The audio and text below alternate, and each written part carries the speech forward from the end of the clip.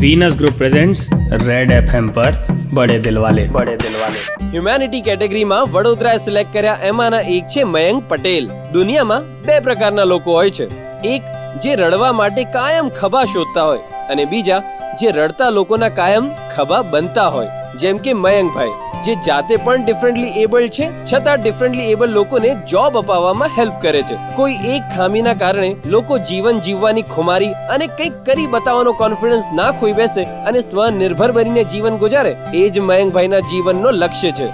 મયંકભાઈ કોઈને નોકરી અપાવીને જાતે રોજગારી મેળવવા જેટલો આનંદ મેળવે અને ખુશ થાય.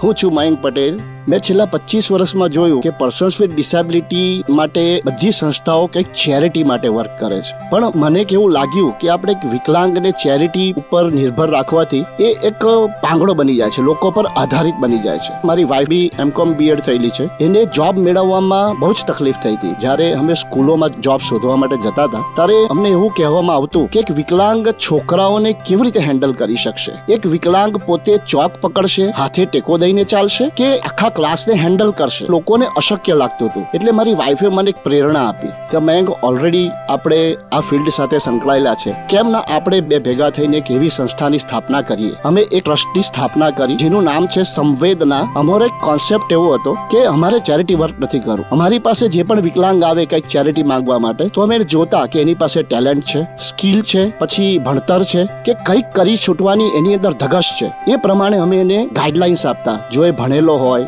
એની પાસે સારું એજ્યુકેશન હોય અથવા ટેલેન્ટેડ હોય તો અમે અમારા સોર્સિસ દ્વારા એને જોબ પર લગાડતા. બડે દિલવાલે એવા વ્યક્તિને કહી શકાય કે જે નિસ્વાર્થ ભાવે સમાજની સેવા કરતો હોય, પાછળ વળીને જુએ નહીં, એને બડે દિલવાલે કહેવાય છે.